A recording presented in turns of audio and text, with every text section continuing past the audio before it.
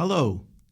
During the month of August, we will be taking an in-depth look into what is believed to be the oldest book in the Bible, Job. The story of Job is a story of suffering, destruction, and conflict wrapped inside the greater narrative of God's omnipotence, sovereignty, and wisdom.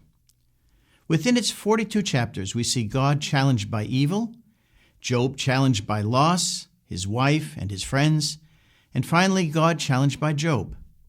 In the end, it is confirmed that our God is the great creator of all things, who has power over evil, and is our absolute protector and author of our faith.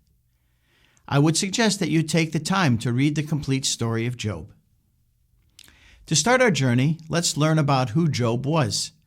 In chapter 1, we learn firstly that he was blameless and upright, and that he feared God and shunned evil. This tells us that Job had a straightforward, spotless character, and that he was in a close relationship with God. Job and his wife had 7 sons and 3 daughters, from which an Old Testament perspective told those around him that Job had been blessed by God. He owned 7,000 sheep, 3,000 camels, 500 yoke of oxen, and 500 donkeys, and had a large number of servants. He demonstrated how important it was to be in right standing with God by sacrificing a burnt offering on behalf of his children when he perceived that they had sinned. Job valued his relationship with God and was living a blessed life. Pause for a moment and ask yourself, do I value my relationship with God? Is God's value to me dependent upon how much He has blessed me? After telling us about Job, the story turns to a conversation between God and Satan. God asks Satan the following: "Have you considered my servant Job, that there is none like him on earth, a blameless and upright man, one who fears God and shuns evil?" Satan then attacks Job's character by saying if Job lost all that he had, he would curse God to his face.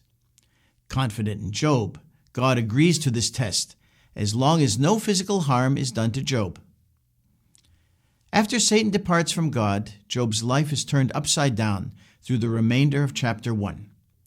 First, a group of raiders from Sheba, the Sabaeans, attacked and killed several of Job's servants and made off with his oxen and donkeys. Next, his sheep and some servants were burned up by the fire of God that fell from the heavens. Third, the Chaldeans stole Job's camels and put to death more of his servants. Finally, a mighty wind swept through the desert and struck down the house where Job's sons and daughters were feasting, and they were all killed. Just like that, all that Job had was gone. And what was his response? He fell to the ground and worshipped his God, uttering the well-known resolve, "Naked I came from my mother's womb, and naked shall I return there.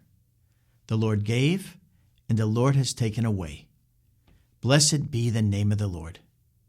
In all this, Job did not sin nor charge God with wrong. That's something to consider now, isn't it? Let's put ourselves in Job's shoes for a moment and consider if we would be able to say the same thing. During the dark days of life, have you turned to God in worship? What made it possible for Job to do this? He had a pre-existing relationship with God in which he had come to truly know and trust Him. The same can be true for us. When we learn of the one true God and establish a relationship with Him, we come to understand His character and know that He works all things to the good of those who love Him. If we understand and embrace that truth, then we can come to a place of worship. Our God is a God of hope. In Jeremiah 29:11, King James Version, it says, "I know the thoughts that I think toward you, saith the Lord, thoughts of peace and not of evil, to give you an expected end." We can worship God during dark times because, as believers, we are people of hope, knowing that God's plans for us include spiritual prosperity and good. Job withstands the onslaught poured out on him, and his relationship with God remains unchanged. As we turn to the second chapter, we see Satan back in the presence of God, and God once again holding up Job as a shining example of faithfulness. Then Satan seeks to test Job again, saying that if Job was stricken physically, he would then curse God. God agrees to this test, and Job is afflicted with sores, from the soles of his feet to the crown of his head. In the midst of his pain, Job's wife encourages him to just curse God and die to end his suffering. But Job refuses to do so and accepts that God is the giver of all things and places his trust fully in him. Job teaches us that a person of faith will trust in God through prosperity or adversity, even while unable to understand why bad things happen. In our lives, have we found it difficult to trust God in the midst of adversity, or when we don't understand why things happen the way they do? After resisting the urging of his wife, Job is joined by 3 friends. Their back-and-forth conversations are the source of the next several chapters of the story, and we will explore them in the coming weeks. As we close this first session, let's take note of the themes that should be on our mind as we work through the book of Job. God is in control of the world and has the power to limit and allow the actions of Satan. Our God is sovereign and is not bound by human rules or thought.